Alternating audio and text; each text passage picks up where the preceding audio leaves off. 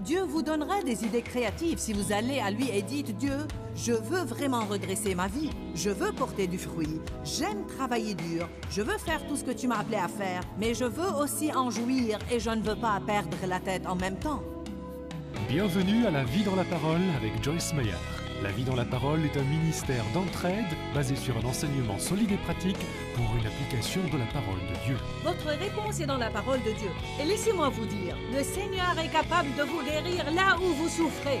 La Vie dans la Parole est un ministère international qui atteint le monde par le cœur de Dieu. Et voici aujourd'hui pour vous l'occasion d'expérimenter la vie dans la parole avec Joyce Meyer.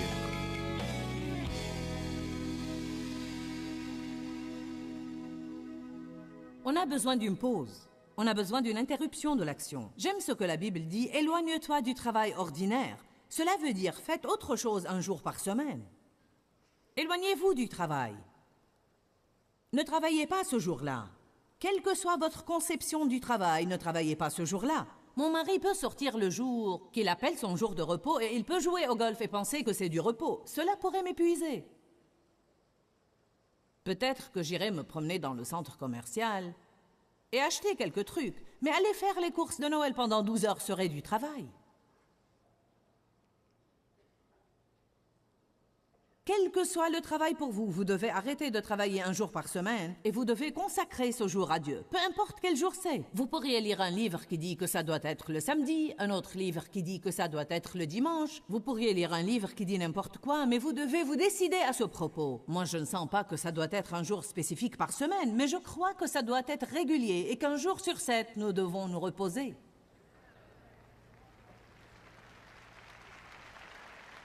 Quel que soit ce jour. En ce jour-là, je crois que vous devez passer un temps avec Dieu pour le louer et l'adorer. Vous pouvez aller à l'église si c'est ce que vous voulez faire, ou passer du temps avec la famille. Nous ne passons pas assez de temps avec la famille. En fait, nous ne donnons plus d'importance à la famille. Nous devons revenir à ce qui est vraiment important.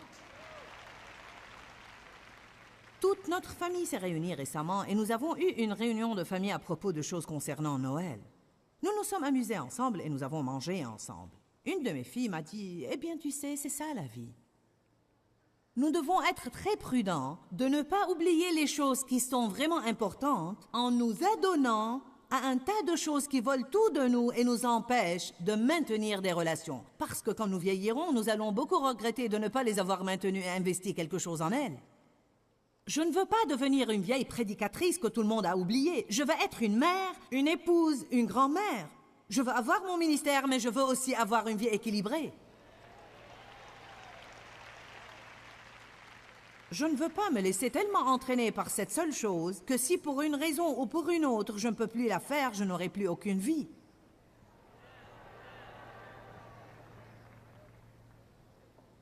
Qui est d'accord avec moi ce soir sur le fait que parfois nous ne tenons aucun compte des choses qui sont vraiment importantes?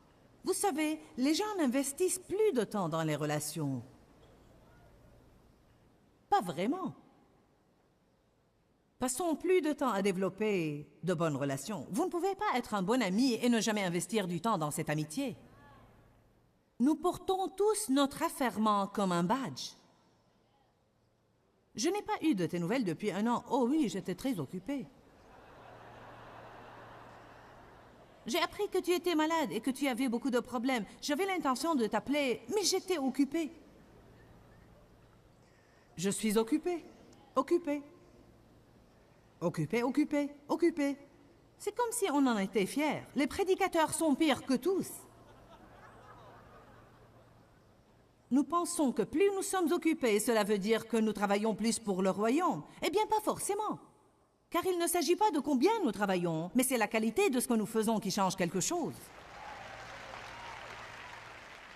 J'ai enfin trouvé, ça m'a pris plusieurs tours autour de la montagne, et des fois je devenais malade pour avoir vraiment la révélation que la qualité de ce que je fais n'est pas très bonne si je suis épuisée quand je le fais.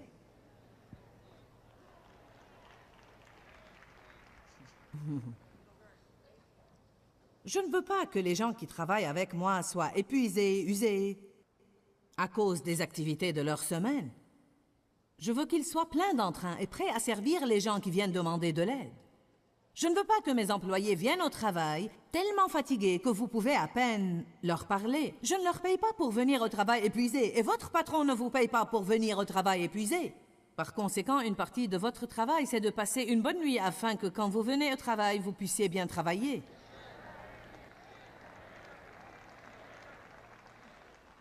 Eh bien, est-ce que vous aimez ça? Si vous faites une chose différente, toutes les autres choses vont vous sembler nouvelles de nouveau. Dans Exode 31, ils étaient punis de mort s'ils n'observaient pas le sabbat. Je ne vous dis pas que vous allez mourir si vous n'observez pas le sabbat, mais que vous n'allez pas vous sentir très bien si vous ne vous reposez pas. Vous qui êtes plus jeunes, dans vos vingtaines ou trentaines, chaque 10 ans, vous allez remarquer un petit changement dans votre corps.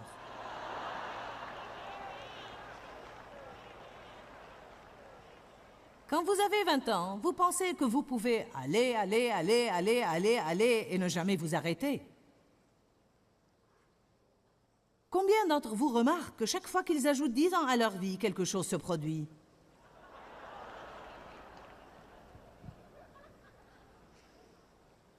À 30 ans, vous êtes plus fatigué que lorsque vous aviez 20 ans. Vers 40 ans, vous commencez à avoir des indigestions de temps en temps.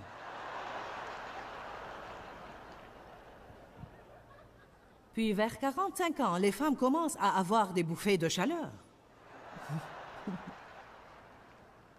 Vous me comprenez? J'ai dit à Dave aujourd'hui, « As-tu remarqué que ces réunions te fatiguent plus qu'avant? » Il m'a dit « Oui. » Je l'ai remarqué. J'ai remarqué que je me fatigue plus maintenant que je ne le faisais il y a 10 ans. Donc j'ai eu à faire quelques changements. Une des choses que je fais maintenant, c'est que je fais un petit somme quand je voyage. Je me suis endormie cet après-midi car je savais ce que j'avais à faire ce soir. J'ai eu à faire des changements. J'avais l'habitude de rester et de prier pour tout le monde. J'imposais les mains sur 1000 à 2000 personnes parfois. Et j'étais si épuisée que quand je rentrais à la maison, il me fallait 3 jours pour m'en remettre. Quand vous n'arrêtez pas de vous fatiguer comme ça, écoutez-moi s'il vous plaît. Quand vous n'arrêtez pas de vous fatiguer comme ça, et vous n'arrêtez pas de vous fatiguer comme ça, et vous n'arrêtez pas de vous fatiguer comme ça, oui, vous récupérez. Mais finalement, vous arrivez à un point où il devient plus difficile de récupérer et de vous en remettre, puis vous allez trouver plusieurs choses dans votre corps qui commencent à craquer. Je vous dis que si vous voulez être là pour longtemps, vous devez faire quelque chose à ce propos maintenant avant qu'il ne soit trop tard.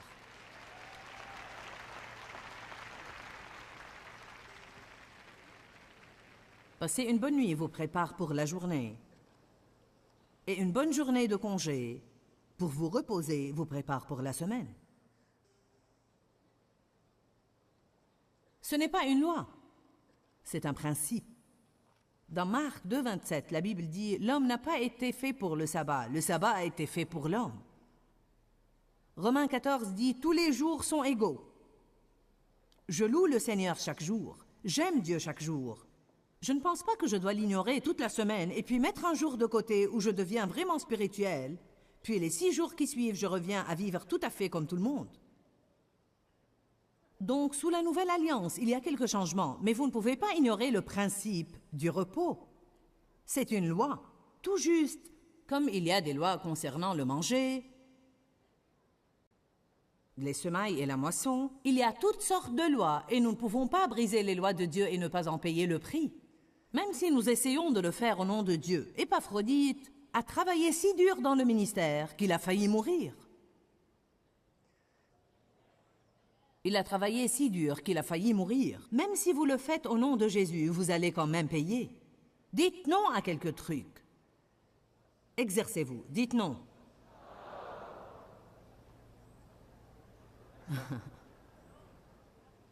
Dans Genèse 1, nous voyons que Dieu s'est reposé de toute son œuvre. Le Seigneur a eu à me dire, même moi, je me suis reposé. Il ne s'est pas reposé parce qu'il était fatigué, mais qu'est-ce qu'il a fait? La Bible dit, il s'est arrêté et il a joui du fruit de son œuvre. Qu'est-ce qu'il a fait? Il s'est arrêté et il a joui du fruit de son œuvre. Pour certains d'entre vous, le mari et la femme travaillent car ils veulent acheter une maison. Mais maintenant, vous l'avez. Et vous n'avez jamais le temps d'en jouir. Car maintenant, vous travaillez toute la semaine, puis les week-ends, vous devez la nettoyer, aller à l'épicerie, faire la lessive, faire le repassage, prendre les enfants ici et là. Lundi, mardi, mercredi, jeudi, vendredi, samedi, dimanche, lundi, mardi, mercredi, jeudi. C'est comme un manège. Je vais vous aider à en descendre si seulement vous m'écoutiez. Même la Terre devrait se reposer 1 an sur 7, parce que sinon elle ne serait plus productive. Si vous ne vous reposez pas, vous allez réduire votre productivité. Vous allez étouffer votre créativité si vous êtes fatigué tout le temps. Nous avons des dons et des talents tellement au-delà de ceux dont nous nous servons que c'est incroyable. Mais la plupart des gens sont si épuisés la plupart du temps qu'ils n'ont envie de rien faire. Maintenant, nous avons tous ces nouveaux groupes de maladies, les maladies du système immunitaire. À quoi revient beaucoup de ça? Nous épuisons nos corps avec le stress. Je l'ai fait. Je l'ai fait 2 ou 3 fois. Je l'ai payé et je suis toujours en train de le payer dans certaines parties de mon corps parce que j'avais exagéré. Vous voyez ce qui arrive quand vous avez un excès dans un domaine? Vous allez finir par le payer quelque part ici. Si vous allez dépenser excessivement, alors là, quelque part, vous allez vous trouver endetté jusqu'au cou. Tout ce que nous faisons excessivement, tôt ou tard, va nous rattraper. Ouh! Êtes-vous trop occupé pour prendre un jour de congé par semaine? Je travaille toute la semaine et le week-end, je dois aller à l'épicerie, nettoyer la maison, faire les courses, faire les commissions, etc. Je vais vous dire ce que vous pouvez faire. Trouvez quelqu'un pour vous aider. Je ne peux pas me le permettre. Mais vous ne pouvez pas continuer.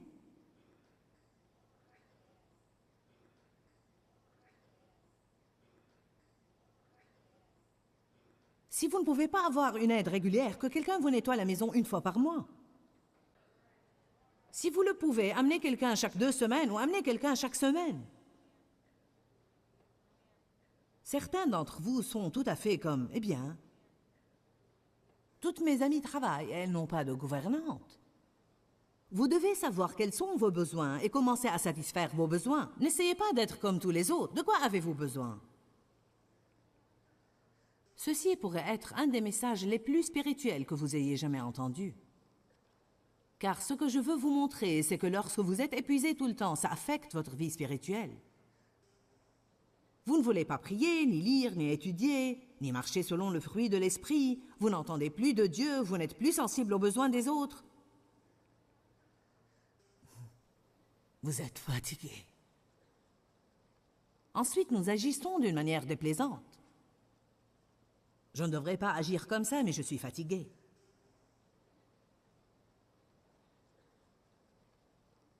Je ne devrais pas être grognon, mais je suis fatigué. Je suis occupé et je suis fatigué. Je suis occupé et fatigué et j'ai beaucoup à faire. Je suis stressé et je n'arrive pas à trouver quand je vais faire tout ça. J'essaye d'arrêter votre manège ce soir et de voir si certains d'entre vous aimeraient en descendre et réorganiser leur vie un peu.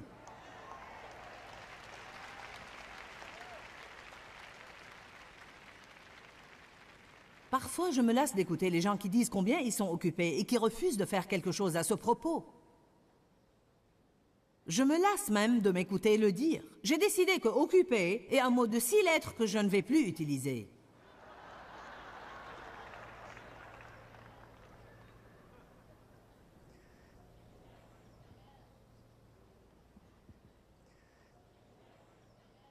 Prenez le temps de jouir de cette maison que vous avez travaillé pour acheter.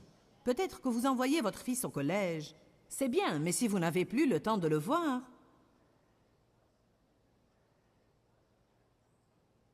Je ne peux pas me le permettre. Je ne peux pas chercher de l'aide. Quand vous n'avez presque plus de temps, vous pouvez vous en acheter.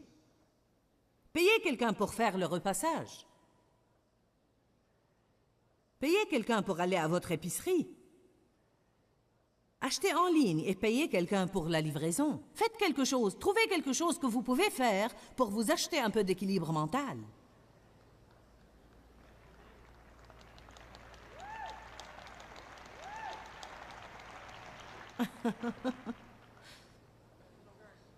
Vous savez, vous allez être surpris des idées créatives que vous allez trouver sur des moyens pour gagner du temps.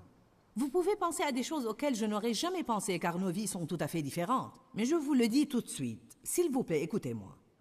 Je ne voulais pas prêcher cela ce soir. J'avais un message sur la charité que j'aurais préféré prêcher. Mais Dieu m'a contrainte car les gens ont besoin de ça.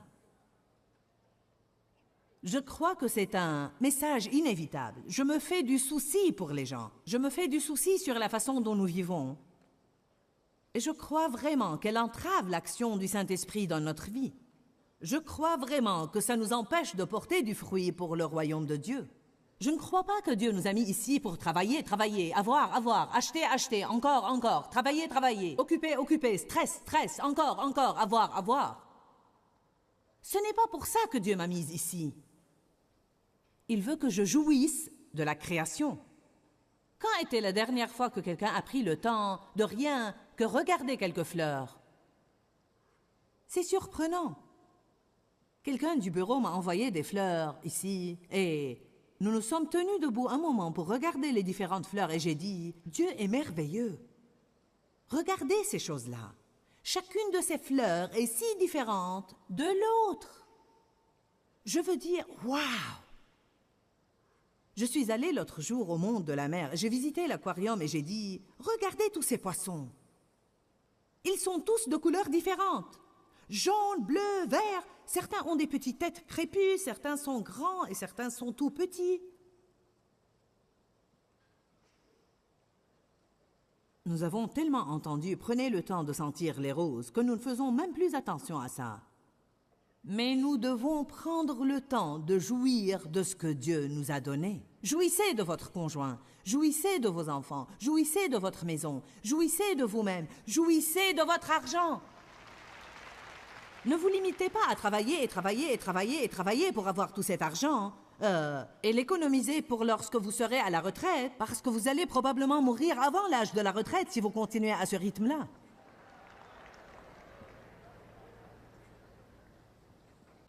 Je suis pour l'épargne, mais je suis aussi pour la dépense. J'aime dépenser mon argent. J'aime bénir les gens. Je veux laisser un héritage à mes enfants, mais je préfère les bénir maintenant, pendant qu'ils en ont besoin, au lieu d'attendre qu'ils aient leur propre argent et qu'ils n'aient pas besoin du mien après ma mort, car je compte m'éterniser là.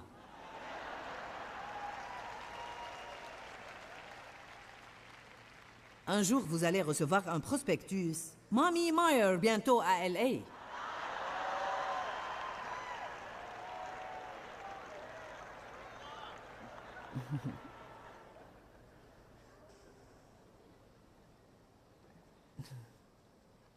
Ça va si vous avez besoin d'aide.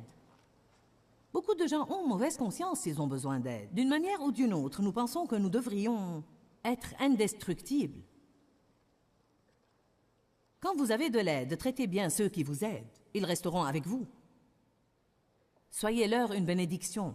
Eh bien, je vous le dis, je donne à ma gouvernante des habits. Je la bénis. Je veux qu'elle reste là et qu'elle nettoie ma maison et repasse mes habits.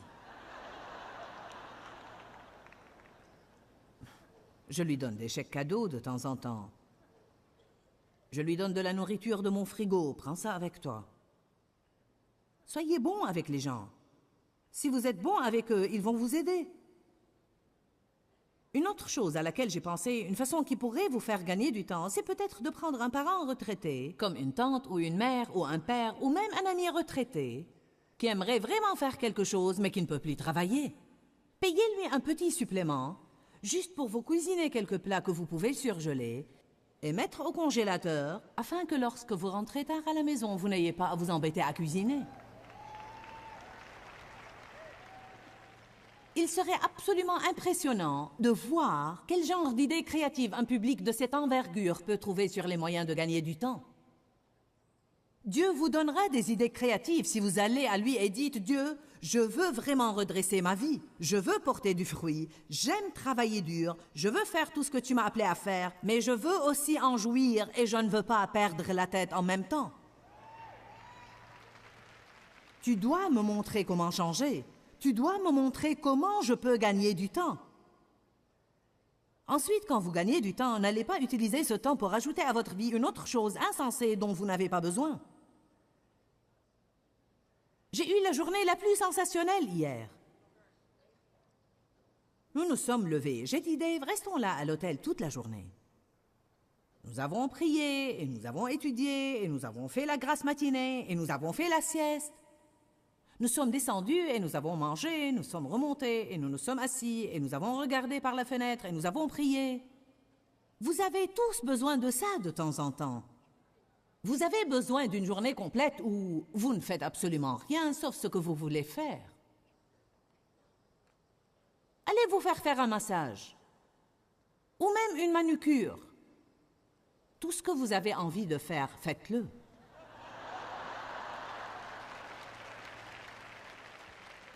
Regardez un match de football ou quelque chose, vous savez. J'aime regarder les anciens films. J'ai une grande collection d'anciens films. À l'époque, ils étaient vraiment bons. Je vais m'attirer des ennuis à Hollywood en disant ça. J'aime regarder des trucs propres. Alors je sais que si c'est ancien, il y a de meilleures chances que ce soit propre. J'opte pour les trucs propres. Je ne peux pas remplir mon temple de toutes ces ordures. Désolé, mais ça ne marche pas avec moi.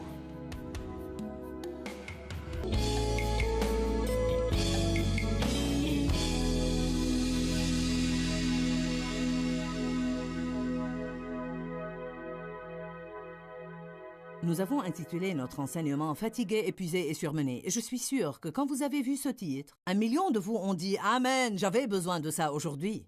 Si nous n'avons pas d'équilibre dans notre vie, nous allons nous effondrer, même s'il s'agit d'une chose que nous sommes appelés à faire. Un mot très important que nous devons tous apprendre, c'est « non ». Suivez votre cœur, pas les gens. Nous voulons tous jouir de notre vie. Et pour faire cela, nous devons rétablir l'équilibre dans tous les domaines de notre vie. Encore une fois, vous devez suivre les conseils du Saint-Esprit. Vous ne pouvez pas faire ce qui fait plaisir aux gens tout le temps et vous ne pouvez même pas faire ce qui vous fait plaisir tout le temps. Il y a une partie de nous qui est guidée par l'Esprit, ou du moins cherche à l'être, et il y a une autre partie de nous qui est la partie charnelle. Parfois, je veux faire des choses qui ne sont pas bonnes pour moi. Ensuite, je détecte la sagesse du Saint-Esprit en moi qui me dit « ce n'est pas une bonne chose » et je dois faire un choix. Nous devons mener des vies équilibrées. Pour clôturer aujourd'hui, je veux juste prier pour que vous ayez l'équilibre dans votre vie. L'équilibre dans votre vie spirituelle et dans votre vie physique. Je veux prier pour que tout dans votre vie soit équilibré. Père, nous venons à toi au nom de Jésus. Je t'aime, Seigneur, et je sais qu'il y a beaucoup de gens qui nous regardent en ce moment et qui t'aiment, mais qui parfois perdent l'équilibre. Nous n'avons pas vraiment recours à la sagesse et nous perdons l'équilibre. Nous te demandons de nous pardonner. Et Seigneur, je te prie d'orienter ta lumière sur tout point dans leur vie qui n'est pas en équilibre et de leur donner la grâce de faire le changement qu'il faut pour qu'ils soient des flambeaux pour toi au lieu de brûler et de s'effondrer. Nous ne voulons pas qu'ils s'effondrent pour faire plaisir au diable. Nous voulons accomplir et compléter ton appel sur notre vie et te faire plaisir.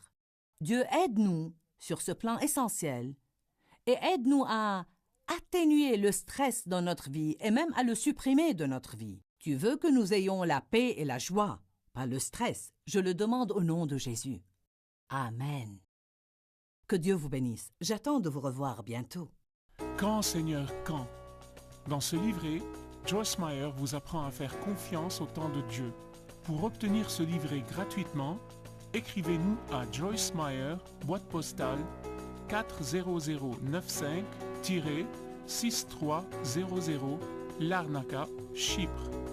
Ou bien visitez notre site web www.joycemeyer.org/fr.